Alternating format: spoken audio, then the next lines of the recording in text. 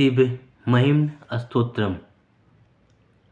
गंधर्वराज पुष्पदंत भगवान शंकर की स्तुति के उपक्रम में कहते हैं, हे पाप हरण करने वाले शंकर जी, आपकी महिमा के आर पार के ज्ञान रहित सामान्य अल्प ज्ञानवान व्यक्ति के द्वारा की गई आपकी स्तुति यदि आपके स्वरूप महात्म्य वर्णन के अनुरूप नहीं है तो फिर ब्रह्मादि देवों की वाणी भी आपकी स्तुति के अनुरूप नहीं है, क्योंकि वे भी आपके गुणों का सर्वथा वर्णन नहीं कर सकते।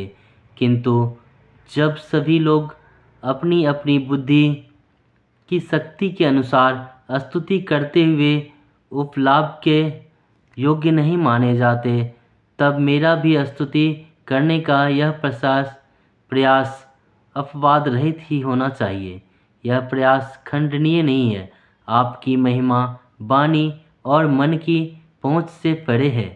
आपकी उस महिमा का वेद भी आश्चर्यचकित भयभीत होकर निषेध मुखेन नेति नेति कहते हुए आशय रूप में वर्णन करते हैं। फिर तो ऐसी अचिंत्य महिमा में आप किसी की स्तुति के विषय वर्ण्य हो सकते हैं, अर्थात किसी की स्तुति तदार्थ सामर्थ्य नहीं हो सकती, क्योंकि आपके गुण जाने ना जाने कितने प्रकार हैं, अर्थात अनंत हैं। फिर भी हे प्रभु, नवीन परम रमणीय आपके सगुण रूप के विषय में वर्णन के लिए किसका मन आसक्त नहीं होता और किसकी वाणी उसमें प्रवृत्ति नहीं होती, अर्थात सबके मन वचन सगुण रूप में संलग्न हो जाते हैं। सभी आपके वाणी को प्रेरित करके वर्णन में लगा देते हैं। हे भगवान, मधु से सिक्त सी अत्यंत मधुर एवं परम उत्तम अमृत रूप वेद वाणी की रचना करने वाले देवादिदेव महादेव ब्रह्मा देव की वाणी भी क्या आपके गुणों की प्रकाशित कर आपको चमत्कृत कर सकती है? कदापि नहीं। फिर भी हे त्रिपुरारी, मेरी बुद्धि आपके गुणानुवाद जनित पुण्य से अपनी इस मलिन वासना से भरी, अतएव अपवित्र वाणी के पवित्र करने के लिए ही आपके गुण कथन के द्वारा की जाने वाली स्तुति विषय में उद्यत है, ना कि अपने स्तुति कौशल से आपका अनुरंजन करूँगा। यह मेरा अभिप्राय है। हे वर देने वाले शिव जी, आप विश्व के सृजन, पालन एवं संहार करते हैं। ऐसे ऋग्वेद, यजुर्वेद, सामवेद, वेदत्रयी निष्कर्ष रूप से वर्णन करते हैं। इसी प्रकार तीनों गुणों से विभिन्न त्रिमूर्तियों ब्रह्मा विष्णु महेश में बटा हुआ है, जो इस ब्रह्मांड में आपका वह प्रख्यात रचनात्मक, पालनात्मक एवं संहारात्मक ऐश्वर्य है।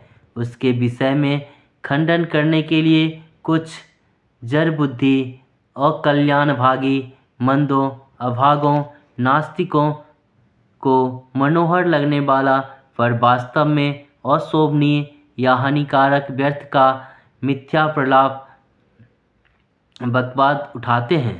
हे भरत भगवान, वह विधाता त्रिभुवन का निर्माण करता है तो उसकी कैसी चेष्टा होती है, उसका स्वरूप क्या है, फिर उसके साधना क्या है, अर्थात आधार अर्थात जगत का उपादान करना क्या है।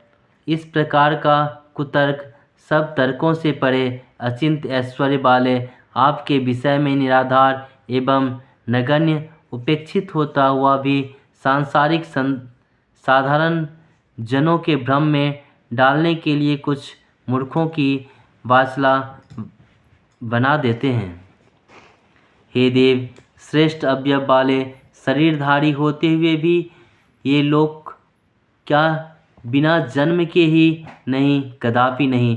क्या विश्व की सृष्टि, पालन, संहार आदि क्रियाएं बिना अधिष्ठान कर्ता के माने संभव हो सकती है, या ईश्वर के बिना कोई सामान्य जीव भी अधिष्ठान या कर्ता हो सकता है?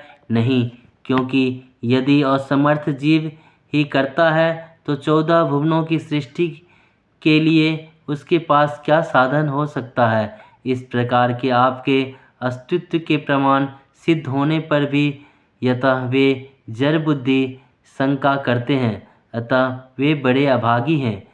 ऋक्, यजुः, साम ये वेद, संख्या शास्त्र, योग शास्त्र, पशुपत मत, वैष्णव मत आदि विभिन्न मतांतर हैं। इनमें सभी लोग हमारा यह मत उत्तम है, हमारा मत लाभप्रद है, दूसरों का नहीं। इस प्रकार की रुचियों का विचित्रता में सीधे टेढ़े नाना मार्गों से चलने वाली साधकों के लिए एकमात्र प्राप्तव्य गंतव्य आप ही हैं। जैसे सीधे टेढ़े मार्गों से बहती हुई सभी नदियां अंत में समुद्र में ही पहुंचती है, उसी प्रकार सभी मतानुयायी आपके ही पास पहुंचते हैं।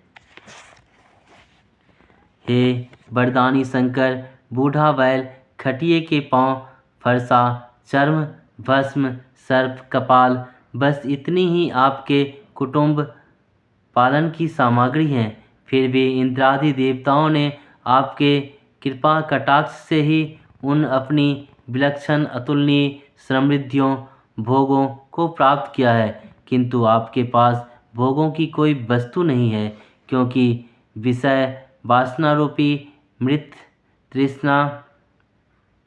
तृष्णा स्वरूपभूत चैतन्य आत्माराम में रमन करने वाले भ्रमित नहीं कर पाते हैं।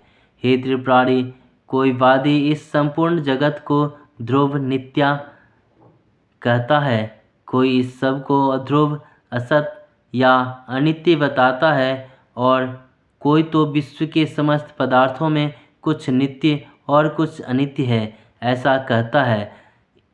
उन सब वादों से आश्चर्यचकित सा मैं उन्हीं वादों स्तुति प्रकारों से आपकी स्तुति करता हुआ लज्जित नहीं हो रहा हूँ, क्योंकि मुखरता वचलाता धृष्ट होती ही है, उसे लज्जा कहाँ। हे गिरीश, अग्नि स्तंभ के समान आपका जो लिंगाकार तेजस रूप ऐश्वर्य प्रकट हुआ, उसकी ओर छोर को जानने के लिए ऊपर की ओर ब्रह्मा तथा नीचे की ओर विष्णु बड़े प्रयत्न गए, पर वो दोनों ही पार पाने में असमर्थ रहे।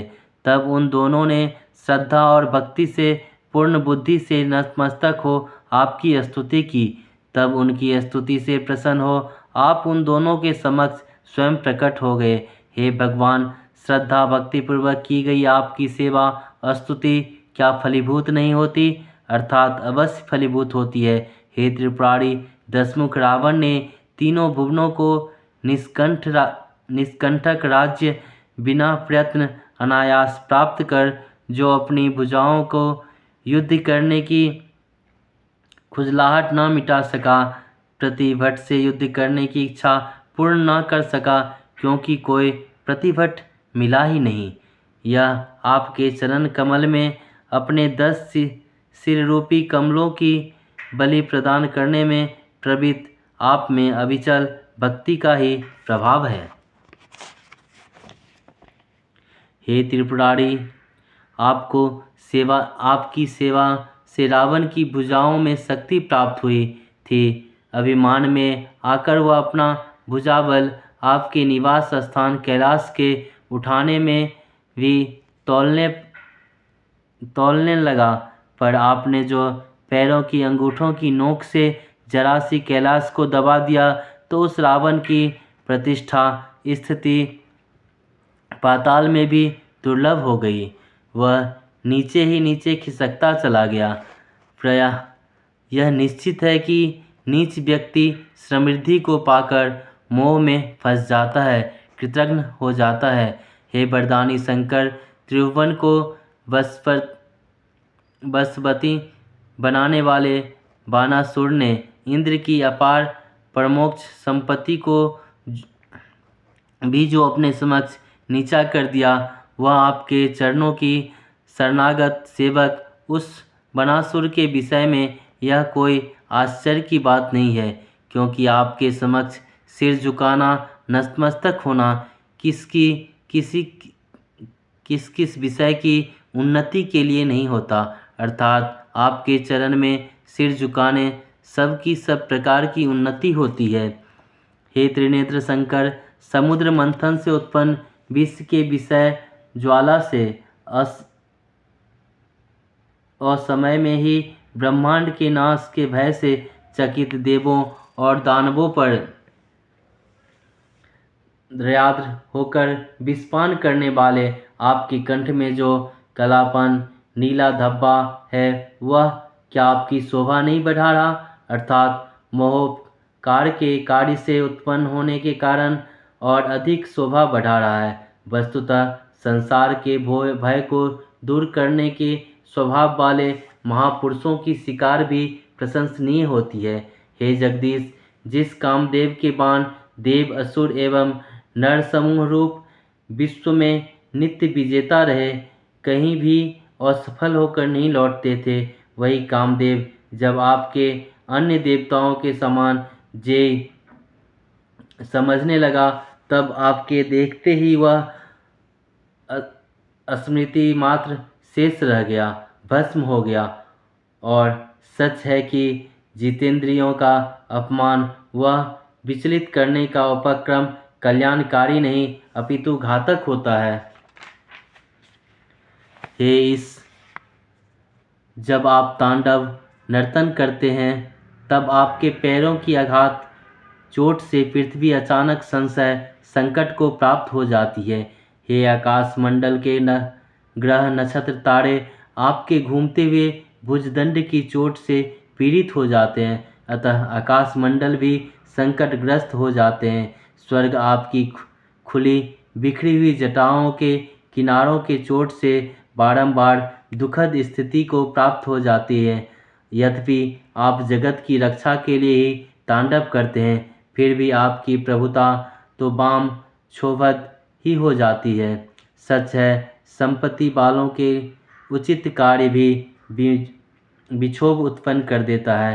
हे जगदीश, समस्त आकाश में फैले तारों की सदृश फेन की शोभा वाली जो गंगा जल का प्रवाह है, वह आपके सिर पर जल बिंदु के समान छोटा दिखाई पड़ा है। सिर से नीचे गिरने पर उसी जल बिंदु ने समुद्र रूपी करधनी वलय के भीतर संसार के द्वीप के समान बना दिया। बस इसी से आपका दिव्य शरीर सर्वोत्कृष्ट है, यह अनुमेय हो जाता है। हे परमेश्वर, त्रिपुरारी सुररूपी तृण को दग्ध करने के इच्छुक आपने पृथ्वी को रथ, ब्रह्मा को सारथी, सुमेरु पर्वत को धनुष, इंद्र और सूर्य के रथ के दोनों चक्रों और चक्रपाणी विष्णु को जो बाण बनाया, तो यह सब आडंबर समारंभ करने का क्या प्रयोजन था। सर्व सामर्थ आप उसे अपने इच्छा मात्र से जला सकते थे। निश्चय ही आपने बसपर्ती हाथ में स्थित खिलौनों से खेलते हुए ईश्वर की बुद्धि पराधीन नहीं होती, अर्थात आप स्वतंत्र रूप से अपने खिलौनों से खेलते रहते हैं। हे त्रिपुरारी, भगवान विष्णु ने आपके चरणों में 1000 कमल चढ़ाने का संकल्प किया था। उनमें जो एक कमल कम पड़ गए, तो उन्होंने अपने ही नेत्र कमल उखाड़ कर चढ़ा दिया। बस उनकी यही भक्ति की पराकाष्ठा सुदर्शन चक्र का स्वरूप धारण कर त्रिभुवन की रक्षा के लिए सदा जागरूक है। भगवान शंकर ने प्रसन्न होकर श्री विष्णु को चक्र प्रदान कर दिया था, जो विश्व का संरक्षण अनुग्रह निग्रह द्वार करते हैं। हे त्रिपुरारी, बिना फल दिए हुए यज्ञादि को समाप्त हो जाने पर यज्ञकर्ताओं के यज्ञ फल से संबंध करने के लिए, फल दिलाने के लिए आप तत्पर रहते हैं। कर्म तो करने के बाद नष्ट हो जाता है, वह जड़ है, अतः चेतन परमेश्वर की आराधना के बिना वह नष्ट कर्म फल देने से समर्थ नहीं होते। इसलिए आपके यज्ञ में फल देने में समर्थ दाता देखकर पुण्यात्मा लोग वेद वाक्यों में श्रद्धा विश्वास रखकर यज्ञ कर्म में तत्पर रहते हैं।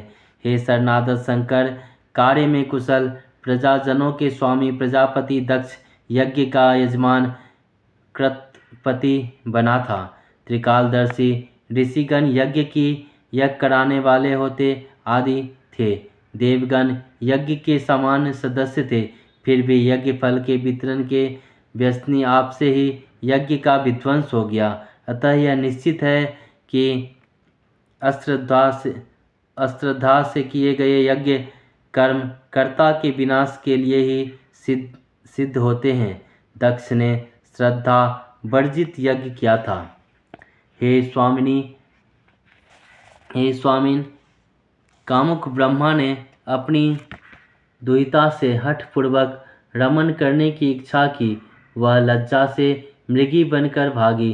तब ब्रह्मा भी मृग बनकर उसके पीछे दौड़े। आपने भी उन्हें दंड देने के लिए मृग के शिकारी के वेग के समान हाथ में धनुष लेकर बाण चला दिया। स्वर्ग में जाने पर भी ब्रह्मा आपके बाण से भयभीत हो रहे हैं। उन्हीं बाणों की आज भी नहीं छोड़ा है। अर्थात ब्रह्मा मृगशिरा नक्षत्र बनकर भागे तो बाण आर्द्र नक्षत्र बनकर भी आज भी पीछा करती है। ये दोनों आकाश मंडल में आगे पीछे देखे जा सकते हैं। यह पौराणिक कथा है कि एक बार ब्रह्मा अपनी दुहित संध्या को अत्यंत रूप लावण्यवत देखकर मोहित हो गए। उन्होंने उपगमन करना चाहा। संध्या लज्जा के मारे मृगी बनकर भागी चली। ब्रह्मा ने मृग रूप बना लिया और पीछा किया। इस अनर्थ को देखकर भगवान भूत भाव ने प्रजानाथ को दंडित करने के लिए पिनाक चढ़ाकर बाण छोड़ दिए। उसमें पीड़ित तथा लज्जित होकर ब्रह्मा मृगशिरा नक्षत्र हो गए। फिर रुद्र के बाण भी अर्धा नक्षत्र होकर उनकी पीछे भाग में लग गया। वह आज भी उनके पीछे लगा हुआ दिखता है। हे त्रिपुरारी, हे यम नियम परायण, हे भरत शंकर, अपने सौंदर्य से शिव पर विजय प्राप्त कर लूँगा। यह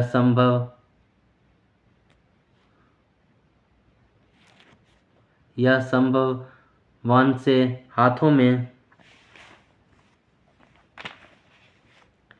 धनुष उठाए हुए कामदेव के सामने ही तुरंत आपके द्वारा तिनकों की भांति भस्म होता हुआ देखकर भी यदि देवी अर्धनारीश्वर के कारण आपको स्त्री भक्त जानती है तो इसमें कोई आश्चर्य की बात नहीं, क्योंकि स्त्रियां अज्ञानी होती है। एक कामरिपु, हे भरत शंकर जी, आप शमशान में क्रीड़ा करते हैं।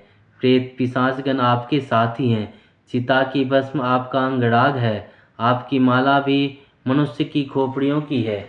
इस प्रकार वह सब आपका अमंगल स्वभाव देखने में भले ही अशुभ है, फिर भी स्मरण करने वाले भक्तों के लिए तो आप परम मंगलमय ही हैं। हे प्रभो, यमी लोग शास्त्रोपदिष्ट विधि से वायु रोककर हृदय कमल में मन को बाहिर्मुख सभी वृत्तियों से शून्य करके अपने भीतर जिस प्रकार की विलक्षण तत्व का दर्शन कर रोमांचित हो जाते हैं और उनकी आंखें आनंद के आंसुओं से भर जाती है, उस समय मानो वो अमृत के समुद्र में आवागमन कर दिव्य आनंद का अनुभव कराते हैं। वह निर्गुण आनंद रूप ब्रह्मा निश्चय रूप से आप ही हैं। हे भगवान, परिपक्व बुद्धि वाले प्रौढ़ विद्वान, आप सूर्य हैं, आप चंद्र हैं, आप पवन हैं, आप अग्नि हैं, आप जल हैं, आप आकाश हैं, आप पृथ्वी हैं, आप आत्मा हैं। इस प्रकार की सीमित अर्थयुक्त वाणी आपके विषय में कहते रहें, पर हम तो विश्व में ऐसे कोई तत्व नहीं देखते जो स्वयं साक्षात आप ना हो। हे शरण देने वाले ओम, यह शब्द अपने व्यस्त आकार, उकार, मकार रूप से तीनों वेद हैं, तीनों अवस्था, तीनों लोक, तीनों देवता, तीनों शरीर, तीनों रूप आदि रूपों में आपका ही प्रतिपादन करता है। अतः आपने अव्यय को समष्टि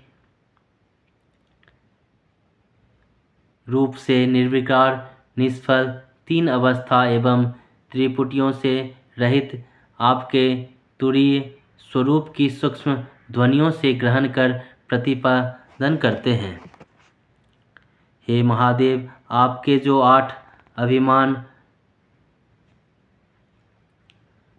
आपके जो 8 अभिधान नाम भव, सर्व, रुद्र, पशुपति, उग्र, महादेव, भीम और ईशान है, इनके प्रत्येक क्रम में वेद मंत्र ही पर्याप्त मात्रा में विचरण करते हैं। हे वेदानुगामी पुराण भी इन नामों में विचरते हैं, अर्थात वेद पुराण सभी उन 8 नामों का अतिशय प्रतिपादन करते हैं। अतः परम प्रिय एवं प्रत्यक्ष समस्त जगत के आश्रय आपको मैं साष्टांग प्रणाम करता हूँ। हे अति निकटवर्ती एवं एकांत वन विहार के प्रेमी, आपको प्रणाम है। अति दूरवर्ती आपको प्रणाम है। हे कामारी अति लघु आपको प्रणाम है। हे अति महान आपको प्रणाम है। हे त्रिनेत्र वृद्धतम आपको नमस्कार है। अत्यंत युवक आपको प्रणाम है। सर्वस्वरूप आपको नमस्कार है। परोक्ष प्रत्यक्ष पद से परे अनिवार्य चनी सबके अधिष्ठान स्वरूप आपको नमस्कार है। विश्व की सृष्टि के लिए रजोगुण की अधिकता धारण करने वाले ब्रह्मरूपधारी आपको बारंबार नमस्कार है। विश्व के संहार के लिए तमोगुण की अधिकता धारण करने वाले हर रूपधारी आपको बारंबार नमस्कार है। समस्त जीवों के सुख के लिए सत्वगुण की अधिकता धारण करने वाले विष्णु रूपधारी मृड को बारंबार नमस्कार है। स्वयं प्रकाश मोक्ष के लिए त्रिगुणातीत समस्त द्वैत से रहित मंगलमय अद्वैत शिव को बारंबार नमस्कार है। हे वरद शिव, कष्टों के वशीभूत,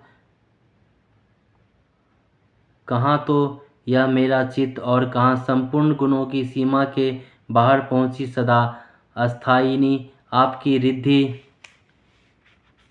इसी भय से ग्रस्त आपके चरण को भक्तिन के मुझे उत्साहित कर आपके चरणों में मुझसे वाक्य रूपी पुष्पहार, वाक्य की सुमांजलि, वाक्य जय की स्तुति रूपी अंजलि समर्पित कराई है।